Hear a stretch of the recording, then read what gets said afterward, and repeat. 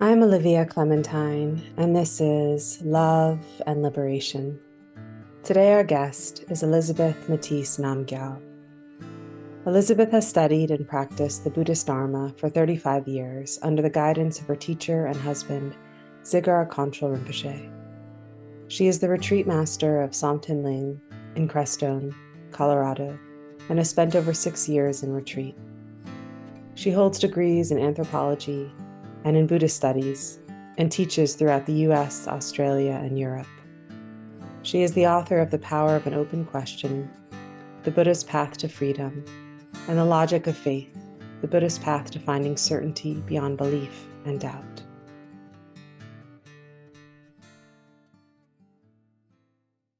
When did you start to realize that you had an inclination towards Buddhism? Was it something in your youth, or did it begin later on? When I was very young, I was just very young, like 4 or 5. I remember being very aware of the fact that I had these kind of bigger experiences, just these connected experiences. I don't want to make it sound, I don't know, esoteric or anything. I feel like these experiences are natural human experiences, and that children have them probably a lot, and that some people are more aware of them than others, perhaps. But I was very aware of these experiences. So I just want to make it clear, I'm not trying to make myself special in that way. It was just that it became something that I started to pursue at a very young age. So, I just remember, like, I would walk by churches and I'd see, the candles in the church, and I want to go light the candle. I was attracted, and there was this feeling of knowing that it takes some kind of devotion. Like I wanted to give myself over or give myself up, or I didn't even put words to it, but I was always attracted to situations like that, and even to do a little bit of meditation on my own and spend a lot of time alone and in a peaceful way. And I was also very aware that sometimes I didn't have these experiences, and that life was very uncomfortable for me, that I felt disconnected, that I felt I had a completely different experience. So these two were interested me. And so throughout my life, I was always trying to understand both of these experiences. And I was very aware that there's a lot of suffering in the world. So it was really at a very young age, and my mother noticed it, and she was very supportive of me. She's an amazing mom. So she always nurtured that. And she was kind of seeking herself, I think. And she became a Buddhist when I was about 15. So I had that. But still, that wasn't enough. I had to find my own thing, I guess. And so I was very attracted to music growing up. I come from a musical family, and I was attracted to classical Indian music in particular. And so that made me want to go to the East. It was like the music evoked that experience in me that we're talking about, experience of grace. I was attracted to wherever that music came from. I should go there. So I went in in the guise of studying anthropology. I got a grant, and I went there, and I spent a couple years in Nepal. And eventually I ended up meeting Dzigar Kongtrul Rinpoche there at a very young age. But I was attracted to Buddhism because I felt that maybe this was going to be an answer to some of the questions I had, just about suffering and this feeling of connectedness and the difference between those, and how do you find a path that leads to a bigger understanding and sense of connectedness, and how do we create suffering, or why do we suffer, and these are all the things that Buddhism addresses. So I did find that, and I met my teacher at a very young age. He was 21 and I was 23. Which is kind of interesting how I even figured that he was one, but he was. Yeah, so sweet. And your path of Indian classical music, was that a practice for you at the time, or was that more entertainment and curiosity? It was when I listened to that, I just had that experience of feeling very connected to everything. So it's just another thing that evoked that feeling of liberation, or being in a state of not being confused in a very simple but deep way. Grace, a feeling of devotion would arise at the same time. I feel resolved. Just this very simple experience. I'm not talking about anything fancy. Yeah, totally. And so then when you met Rinpoche, was it like that aha, like he is my teacher kind of moment, or was it just a slow progression of relationship to learning, oh wait, maybe he is the person that I want to study with? Well, I was actively looking for a teacher at that point. So I went to Nepal, actually. I went back to Nepal and my mom wanted to go. So we went up to meet Tuku Organ Rinpoche, who was a great Lama, um, up in his nunnery. He had a nunnery way up in the hills. And he was a very important teacher. And I had been receiving all kinds of teachings from the great lamas who were still alive at that time, some of the older ones. And they would give me some advice or give me a little teaching. And I was in awe of them, but it didn't connect to my own, whatever my inquiry was, the questions that I had. So I went up there, and so he gave some pointing out instructions to a large group of people. And I received those, so we were supposed to go out and meditate. So when I was sitting out on a hill and meditating, the Kongtrumshe walked up, but I didn't know who he was because he wasn't a monk anymore, and he's just wearing ordinary clothes. He was very skinny back then. And he just started to talk to me. And we talked a little bit about the Dharma, and all of a sudden I felt like finally somebody was understanding my question. And I felt such a sense of like, again, an experience, an opening in my mind. And I thought to myself, I wish I could find a teacher like this. And so we just hung out for a while. And a week later, my friend said, he's like a reincarnation who is trained in the kind of didn't make any sense to me what his name was and all that. But there's definitely something going on. I was sure. I trusted my own experience. I love that you trusted your own experience so young in your path, especially being around so many renowned lamas. Yeah, but then he shows up in this very young, skinny guy. But then that was it. I made the right decision 33 years later. Yeah. I mean, that's so amazing too. So to bring people up to date, you both are married now, and he's also your teacher, and you live at this amazing retreat center that's taken so much energy to really develop into a really great community space. And I've seen some of the images of the temples that are going up, and yeah, the temple's beautiful. Yeah. I live down a couple miles down from that, but we have cabins up there, and we both travel a lot, and we have a son who's almost 30. I love this because this is one of the questions I wanted to ask you. So you have done extensive solitary retreat. I would love to hear about that, and specifically how long were you in retreat, but also just the progression to that. We had a child early on, so I was very disciplined about doing Dharma practice. Like I was very devoted to my practice. You go through different stages. Sometimes I think I was just driven by I don't even know why I was doing it, but there was that connection, I guess. I did know why in a certain way, but in the beginning, you have to do all these kind of practices, like preliminary practices we call the Nundro, which is, my teacher often calls that boot camp, because it takes a lot of discipline and it takes a lot of exploration and repetitive practice. Somehow I always enjoyed it, and so I pushed myself sometimes, but I used to practice quite a lot. Even with a child, I used to get up at like 3:30 so that I could get my practice done before he woke up, because then it's impossible. So I did all that, and then my Kongtrumshe was teaching at Naropa, so I got my master's in Buddhist studies and Tibetan language. And then we got this land in southern Colorado, so I had this opportunity, and I thought to do a 3-year retreat. And I could either get my PhD or do a 3-year retreat. So I said 3-year retreat. And so I had this great privilege. I was completely supported by Kongtrul Rinpoche, and we have a Sangha that's close, and people helped, take care of him. But I did see him every day in the evening. I got to do my 4 sessions a day, complete sessions. So I did that 3 years, and it was so amazing. I really sometimes thought that was the best use I've ever made of my life.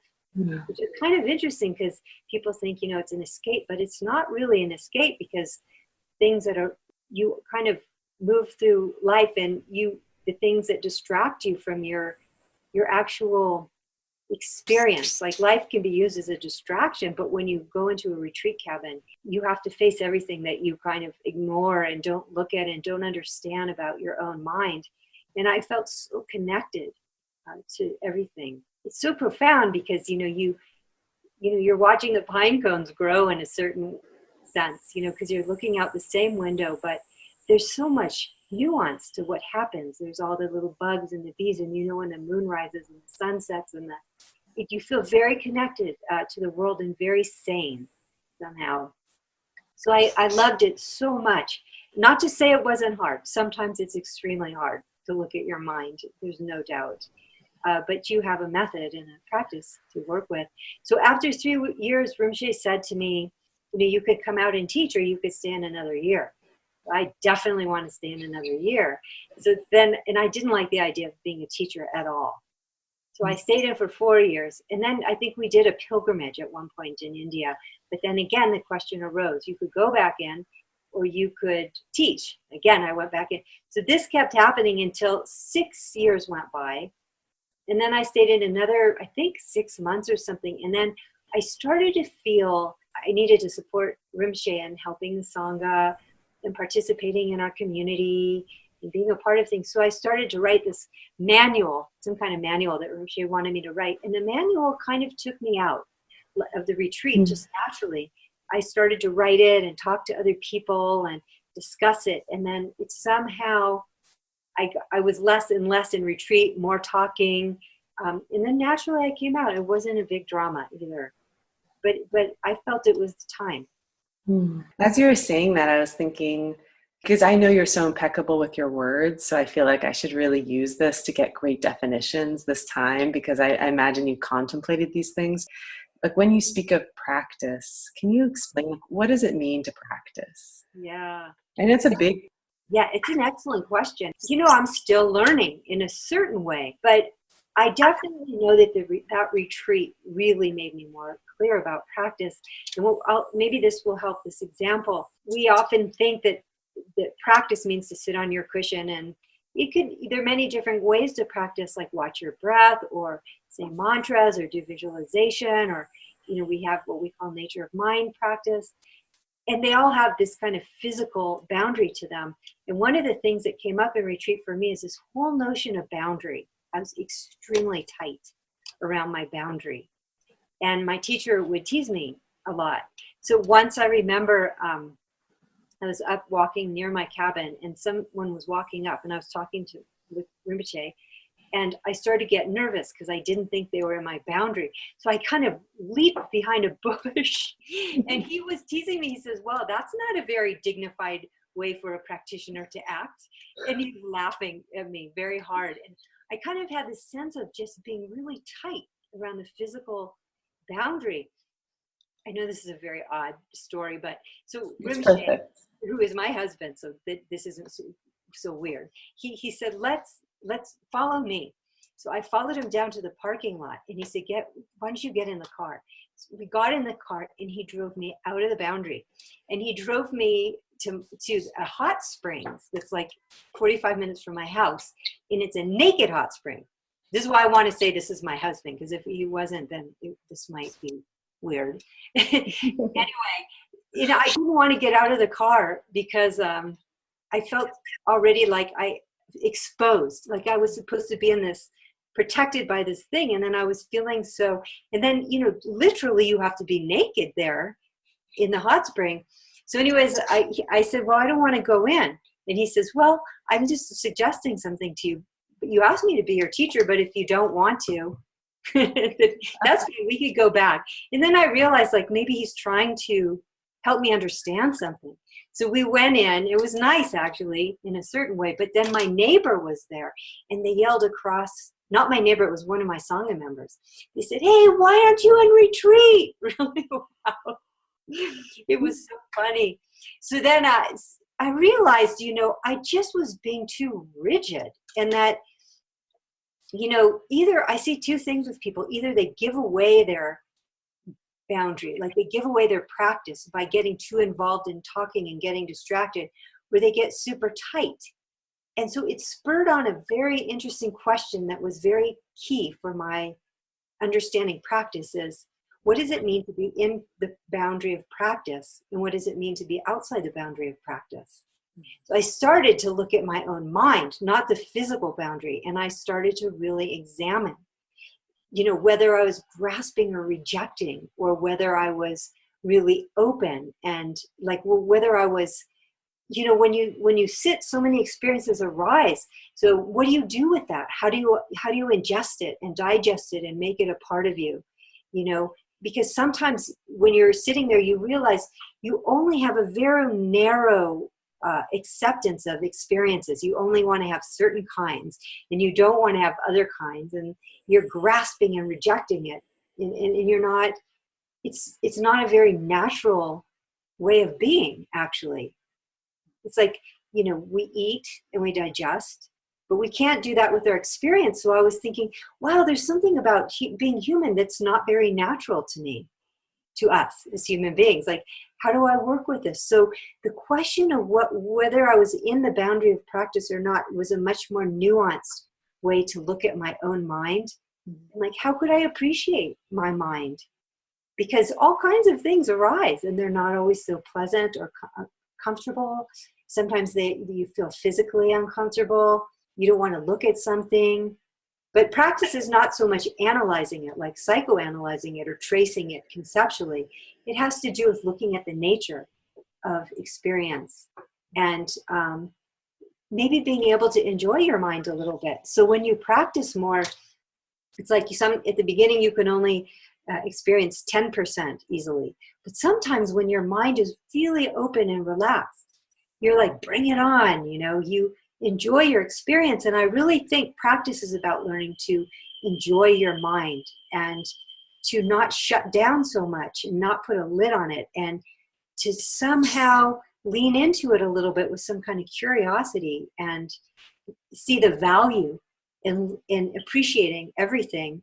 You're not contracting all the time and grasping, because that's not a very happy way to live with your mind. So it brings me actually right into your book, The Logic of Faith, which is so fantastic. I felt like every single sentence had meaning. I wanted to star everything, and I felt really, the foundation of it is very much dependent arising, which I really want to explore with you today. And even though I've heard the word dependent arising and have some understanding of it, I felt like you kind of corner the reader's brain so that everywhere I go, I'm forced to think about dependent arising in the best of ways, both experiential way and also this joyful way that you're speaking of enjoying the process and leaning in. And I would love to just hear you talk about dependent arising. Yeah, of course. Well, the dependent arising comes from the Sanskrit word. So I'm going to say it very slowly. Pratitya samutpada. Pratitya samutpada. So this was a principle that the Buddha, it's like the insight the Buddha had when he attained enlightenment under the Bodhi tree. So when the dawn of his awakening, the first things he said was, this being that becomes, this being, B-E-I-N-G, this being that becomes, from the arising of this, that arises, this not being, that becomes not, from the cessation of this, that ceases. And it sounds a little bit cryptic, but basically what it's saying is that everything arises and expresses itself and falls away based on causes and conditions. Because there's a right, there's a left. Because there's a male, there's a female.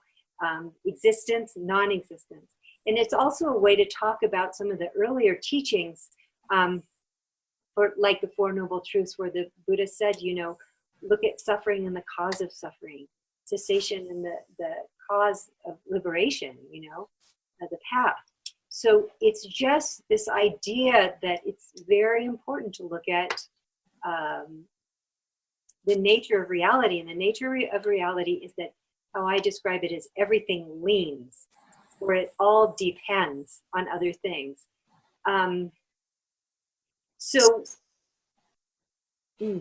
Where do I go with this? There's so much I could say about this.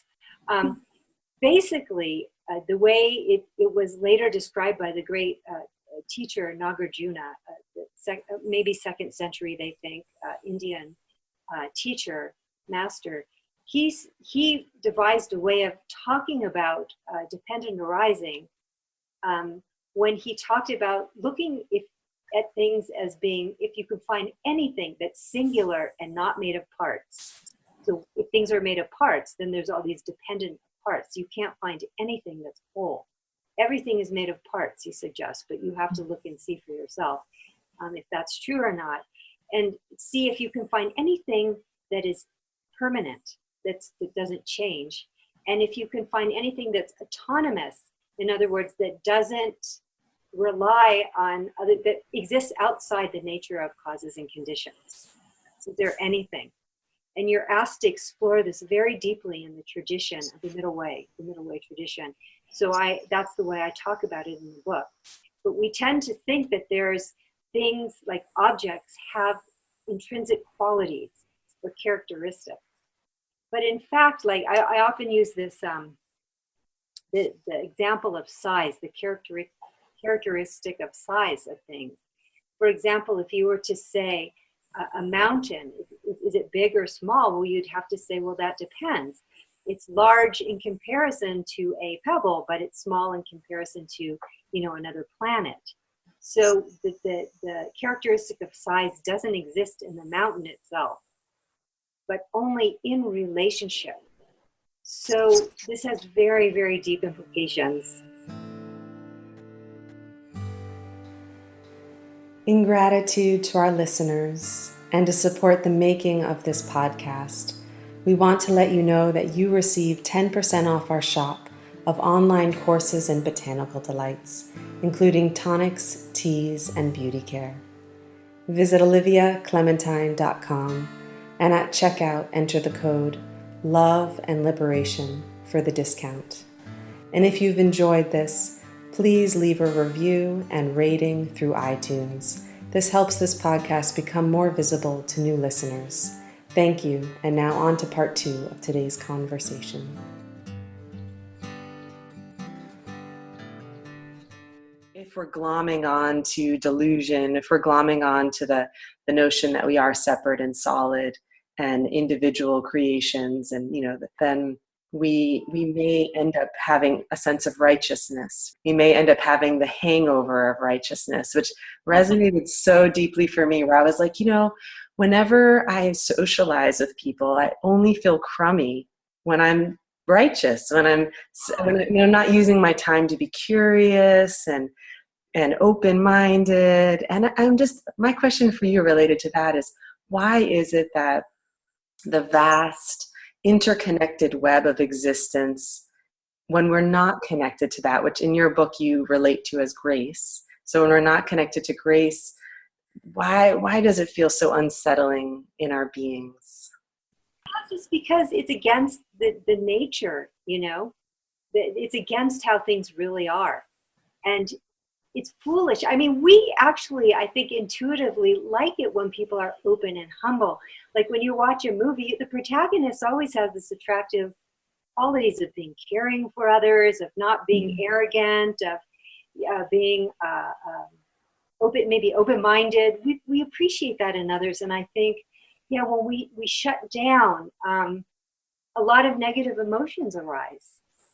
And I guess this is maybe the question I had from when I was very little, like why sometimes did I feel, not to say I was so self-righteous when I was little, but there's this feeling of being open and connected to things where you just naturally feel like you're letting go of your ego, I guess, because the ego is a place of being very tight and contracted. So when you see you're part of the great nature of infinite contingency, that's one of the ways I talked about Pratitya Samutpada, or the nature of relationship. You're moving out of a state of contraction where you're trying to cherish and protect the self into this bigger way of being that's very natural.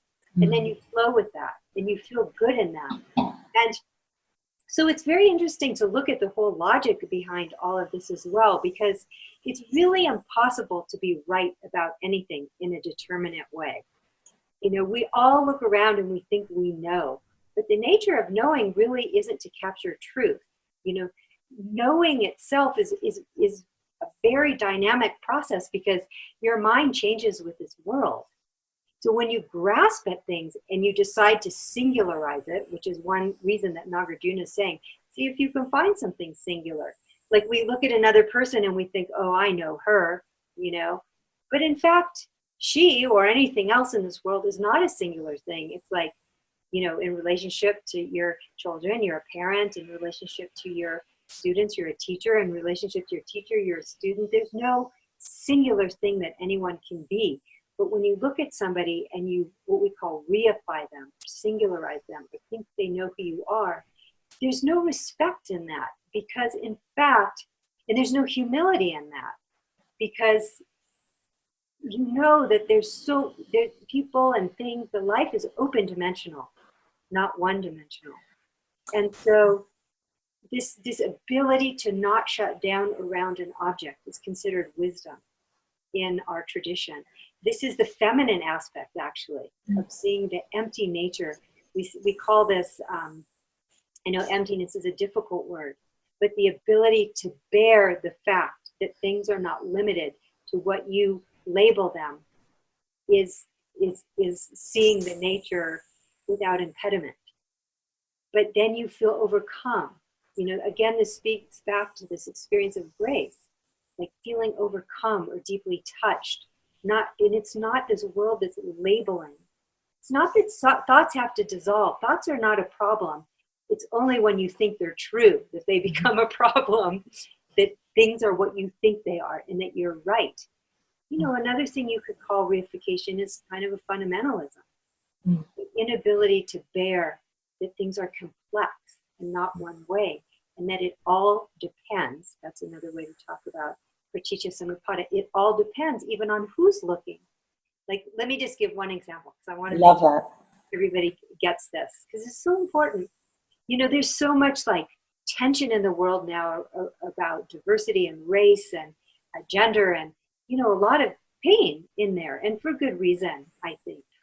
So sometimes, you turn on the news and it's just like, oh my gosh, that's so painful. So sometimes I resort to watching stand-up comedy on television, because like Dave Chappelle, for example, they can talk about the most politically incorrect things and you can laugh because it's in a different context. So what I'm trying to say is it all depends on the context. Like in that context, it's okay to laugh at the most crude and politically incorrect things, because in some way it's helpful to have humor. It's another perspective. And it helps us understand that things aren't intrinsically stuck and doomed as being a problem. At the same time, you don't want to take that language out on the subway and start spewing it out, because it is painful, because it does cause harm, because, we want to do it differently. Things find meaning and function and purpose only in dependence upon relationship. How do you communicate in the world when you recognize that, you see things as an illusion, yet you're still in a delusional state? So, what you're sharing, I know that experience, and from my own being, watching comedy that's like pretty messed up, but yet it's funny, but yeah, you couldn't say it publicly, there's a certain context for it. Like day to day when you're moving around the world and you don't want to say, it's sometimes hard to use words because you don't want to solidify, and truth is ever changing. So like, how do you exist in this world? Well, it's wonderful because the lack of realness just makes you more free and less reactive. Mm-hmm. And yet, because everything is leaning, because of that, everything we do matters. Mm-hmm. Because we're leaning, it's going to have reverberating effect. And so the other side of this, or it's part of it, is that tenderness and care and love and compassion and, that kind of, playfulness in the world of relationship with this kind of open heart. Because your heart opens also when you see things aren't intrinsically, like if you think someone's intrinsically bad, your heart will close and you're not going to approach them. But if that's not all of who they are, then it becomes almost like a playful thing. Like, how can I work with this? What is the potential here? Mm-hmm. How can I be creative? How can I extend kindness? How can I soften the situation? So, sometimes I refer to this as like, what's the best of your mind and what's the worst of your mind? The worst of my mind is when I shut down and I think I know. the best of my mind is when I'm open and and I'm humble. I don't assume that I know, because things don't lend themselves to being known in a determinate or fixed way. And then all my creativity comes out and I start to play. Play can be painful too. What I mean is navigate the world of relationship, which is not always fun play, but it's moving and relationship oriented and creative. So that's for that reason I call it play. Yeah, I love that. And like, just from your description, I mean, that's really, when I read your book, that's what I kept thinking. Oh, this is a relational book. This is all about relationship. And I loved, it was actually funny that you brought up that particular bit of your book where, about respect, and like true respect is really not thinking we know anybody or anything. And I love that so much. And that feels really practical. It feels like something we can do in our daily life, to be like, wait, am I assuming that am I containing this person's potential, or am I giving them room to be who they are, moment by moment? And also, it reminds me too of this other bit in your book that feels very practical and related, is where you talk about contraction, and you say when we're contracting emotionally or physically or conceptually, then we're probably stuck in a delusional state versus this more open, curious state where we're allowing the leaning of life to exist. And curious just about that too, like in our daily life, what we can pay attention to, and we notice we're contracting versus opening up and creating space and interest. Well, yeah, sometimes it's interesting. Even in the morning, it hasn't happened to me for a long time, but sometimes I would notice I wake up and I'm kind of contracted, like the energy isn't moving through me. So I spend a little time just noticing how that's, if you pay attention, when you're contracted, you're holding something and you're pushing at things. Like you don't want to have certain experiences, and maybe you're grasping at other experiences, and there's a lot of disturbance. It doesn't feel free, open, I think that we have a lot of trouble with that, like grappling with things that we don't want to feel. But in fact, holding on tight and not breathing actually kind of keeps it going. That's kind of what practice is so good for that too, because you kind of you can apply the practice of the middle way here. You can ask, can you find something? We assume there's something there, but in fact, when you look, you can't find anything singular or permanent or autonomous there, but it feels that way when you're contracting so much. You feel kind of doomed or stuck in something. Again, it's a little bit like looking out and thinking somebody's this way, and not seeing that they're open, dimensional, and fathomless, just like everything else. So your thoughts and emotions and your spirit, sensory perceptions, all of that is also moving and energetic and changing and arising due to causes and conditions and dissolving due to causes and conditions. So this idea, we get energetically stuck in the same way we get conceptually stuck, or physically stuck too. It all kind of goes together. So by watching that, it doesn't, in meditation, you watch your breath, or you do whatever practice that you do, they all are a remedy for this kind of stuckness, where we feel doomed, or we panic, and we don't give ourselves a chance to have a fuller experience of what that might be, and lean into it a little bit. Explore it and be curious with an open mind, rather than already labeling it, not wanting it, to be there. So good. So good.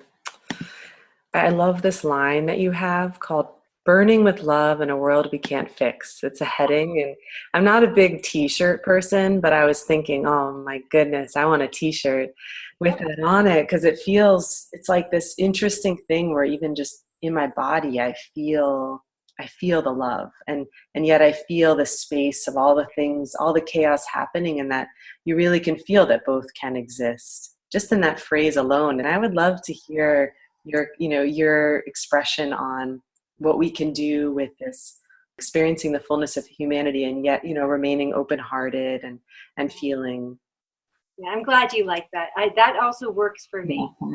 Like I say that because it helps me remember what a bodhisattva is. To me, that's a description of a bodhisattva. Because A bodhisattva is someone who understands the nature of pratitya samutpada, dependent arising. Like when they say bodhicitta means relative and absolute, that the view of the bodhisattva, the understanding, the wisdom, is to see that the world is not a fixable place. Not that it's not because it's broken, but because everything is dependent on other things, and it all depends. So this idea of fixing is a really difficult thing, I think, as activists and as people living in the world, wanting to make a difference. And I'm not saying we shouldn't try. We should burn with love. We should respond to the world in which we live. But the notion of fixing is a little problematic because, first of all, you don't see, in a world of infinite contingency, you don't see the bigger picture. We only see a little piece of things. We don't know if this one little thing we do to help, where it's going to go. It's never going to stop. It's going to have reverberating effects. And so, of course, we can read patterns, and we know our motivation, which is really important. It's like if you have a good motivation and you want to serve, it's a wonderful way to live a life, But to fix things means to bring it to a static state of how you think it should be. And since everybody has a different idea of how the world should be, and because everything's in a constant state of movement and, everything's affecting everything, we don't know how the chips will fall. And there's never an end to it because things continue to affect each other and interrupt and influence each other.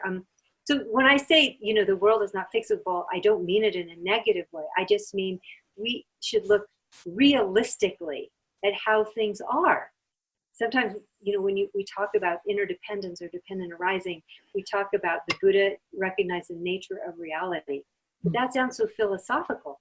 Instead, we can just say, let's look realistically at how the world is, And so, we engage the world and we have all these hopes and fears and expectations, which makes it very painful. So when we talk about bodhicitta or awakened mind, we're talking about having this bigger view that you have to accept that the way the world is, and you have to just get bigger to include it all.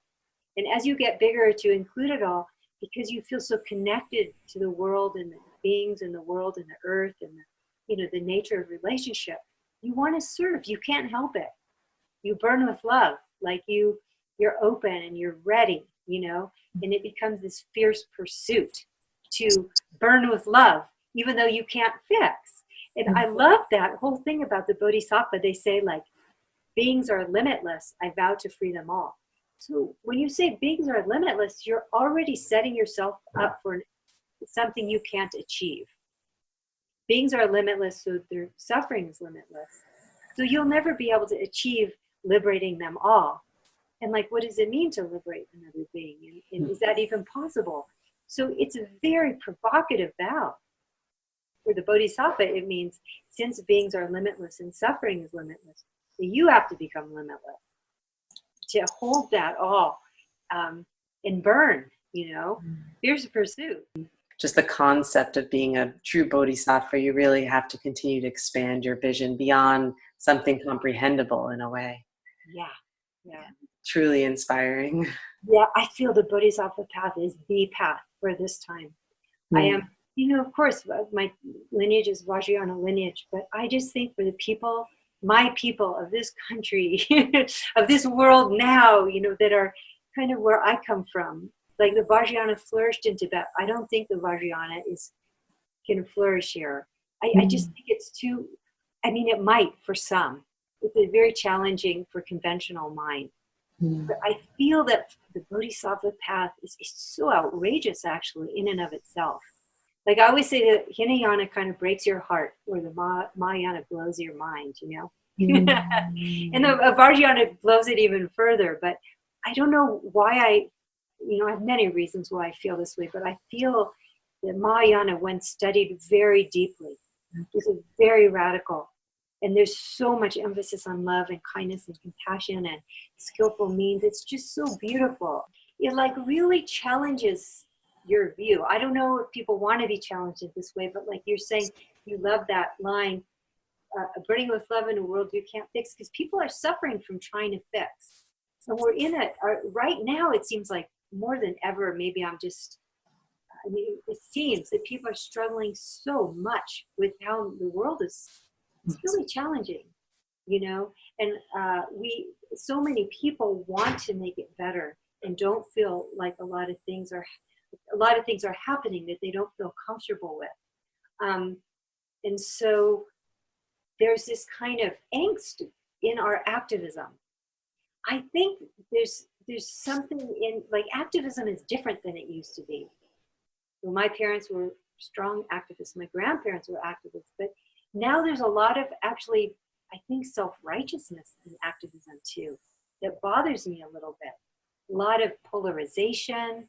It just seems, I don't know, I think like sometimes the left could use some help right now too. And I think there's a difference between bodhicitta and what we often think of as activism.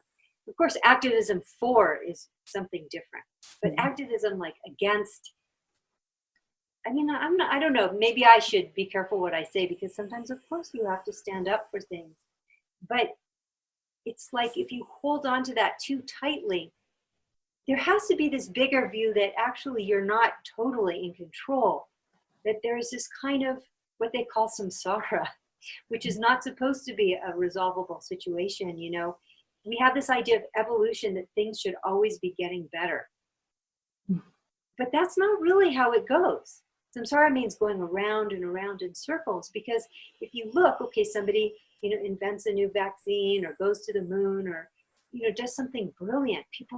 There's so much brilliance in this world, I feel. I'm not like going in a pessimistic direction. I'm just trying to be realistic. Ultimately, we have old age, sickness, and death. We have cycles where things go really well and cycles where things don't. But even in the cycles where things are going well, it's just for some people. Other people are still suffering. Like this is the thing, you know, beings are limitless and their suffering is limitless.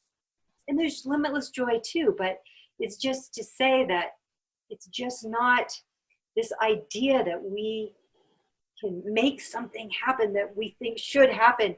Like, justice has nothing to do with the nature of reality. Nature of reality is a neutral thing where relationships, there's all this movement. It's not about justice or fairness, and that's the problem. So things are bound to arise that are really painful for us, you know, and we have to accept that deeply, the sense of that we're part of this system where there's they say, like the Buddha said, all pervasive suffering, that even when we're at our best in trying to recycle, we're still leaving a carbon footprint. And even with the best of intentions, you know, we're part of this bigger system. So sometimes we contribute to suffering. We can also contribute to joy. But we should try still within the system with all our might to alleviate suffering. And then our life becomes incredibly meaningful. And I really think that people who are loving and kind and living this way make a huge impact by example, by what they do, by what they say, by what people feel about them. You know, we all are so important, because if we're part of the great nature of infinite contingency, that's our true citizenship, we can't say that we're small and insignificant, because we're part of this bigger thing. And yet we can't get too bloated because we're just a small piece of that. So it kind of puts us in our place in a good way, I think. I really like that. And I don't think you overspoke. I think I was just thinking, oh my God, I think it's so good to explore, and not that I need to make it right, what you're saying, or wrong. I have a similar feeling about questioning whether we're creating more division through activism or we're creating more unity. And I wonder too, in terms of this long view of bodhisattvic activity, where we're saying, can we open ourselves to the limitless amount of suffering, this huge, huge, vast view that my mind can't comprehend. It's the same with activism. Can we open activism so we can see that what we do now, if we're coming from the right motivations, may not happen in this moment, but may happen in the future. And I sense a lot of impatience in the activism presently, that I wonder if it wasn't different when our parents, grandparents were active. I wonder for them, a different perspective of the outcome versus now, maybe with the modern living and the pace of needing immediate satisfaction, we just want it to happen, and we're unwilling to see that planting the seeds in this moment, it may take lifetimes. Are we willing to go the distance? Or, are we just going to create more division and anger? So I really appreciate everything you're sharing. And I think it's important to explore right now, especially because there's this texture in our culture right now that feels very aggressive rather than curious, once again, and interested in not knowing. Yeah. Knowing what may be the best way to go. Yeah, exactly. Like, how do you enter into it? Like, yeah, you could engage a situation, but what's your mind like? How do you enter into it? Are you open and are you listening? Are you creative and seeing the possibilities, or are you reacting? And I just see a lot of reacting and rightness. And that worries me. I actually talked to Joanna Macy about it, and she said, yeah, we have to talk about this rightness. She said, this is a problem. And I mean, she's a full-fledged activist. She's almost 89. She's probably 89 this May. Yeah. But she's been around.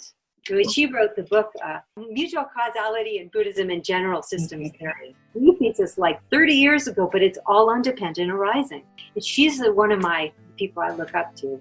Well, you definitely reference her in this book, and I really appreciated that. That book that you're referring to as well is really amazing. Is there anything else you want to share? Bodhicitta for me is, I feel really good ending on that piece. That's such a beautiful experience. It's a beautiful idea. I just really encourage people to look into that path of the Bodhisattva. It's so meaningful. It's such a meaningful way. It's like just a way to live a meaningful life. And to me, and I know you are, Olivia, just interested in leading a meaningful life. And how do we do that?